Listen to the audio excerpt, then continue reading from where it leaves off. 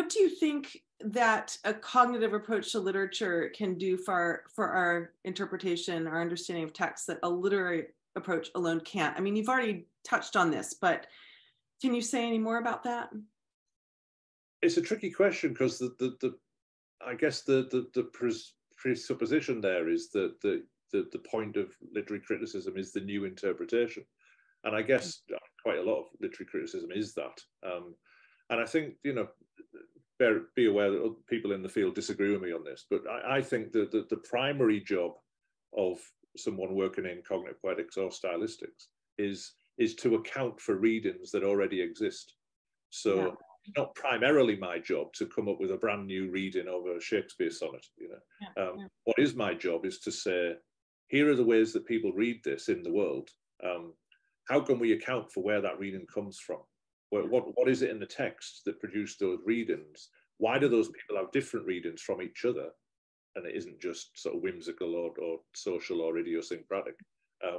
What is it in the text that they're pulling out that other people aren't? And how are they doing different things in their mind with those aspects? So my primary job is to account for readings in the wild. That's great, because it seems like what it does then is it allows us to bring clarity and precision to the tools we have, and maybe help bring some plausibility to some of the observations that maybe otherwise might seem subjective. Would you say? Yeah, I think that's right. I mean, I think, you know, one of the beauties of drawing in on interdisciplinary models is that to a certain extent, those models in psychology or linguistics or neuroscience, they've sort of been validated and tested externally to the thing that we're using them for. So they have a sort of prior validity. It's still not 100%, obviously, but there's a sense that they account for general principles, let's say, of human psychology. So when you're applying that to a literary text, it isn't just you in a room thinking, what do I intuitively, impressionistically think of this text? It's to a certain extent, there's an intersubjectivity to it built into the analysis, in that you sort of, I suppose, treating yourself as if you are normal.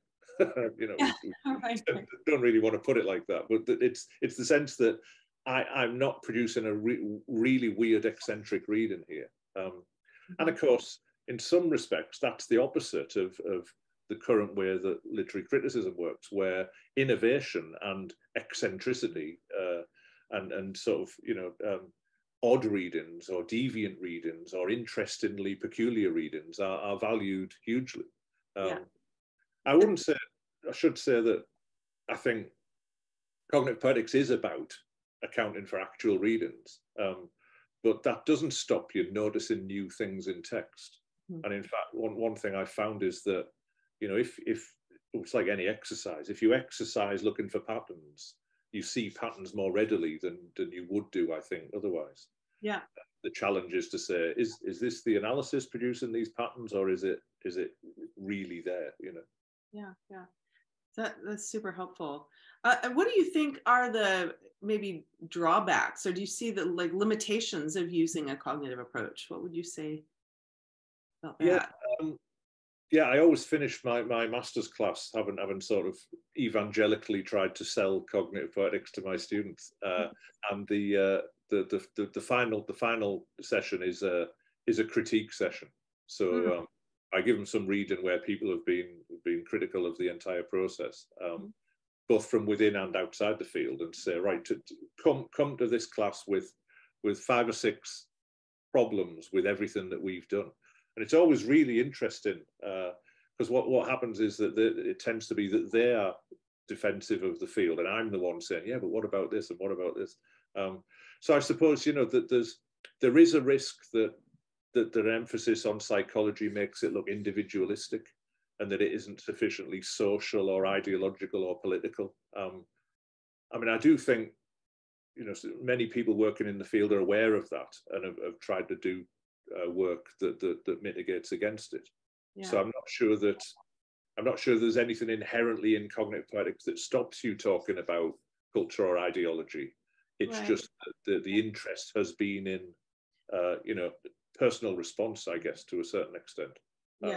And So we've got to recognize all our knowledge is social and is born out of context. So yeah, so I suppose it's that difference between thinking what has cognitive poetics not done but could do, it's just we've not got around to it yet, as opposed to things which it theoretically can't do.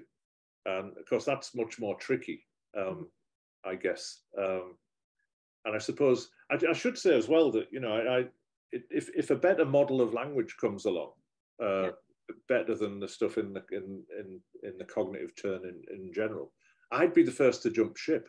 You know, I'm not a card carrying cognitivist, even though I'm identified with it, I suppose. You know, maybe.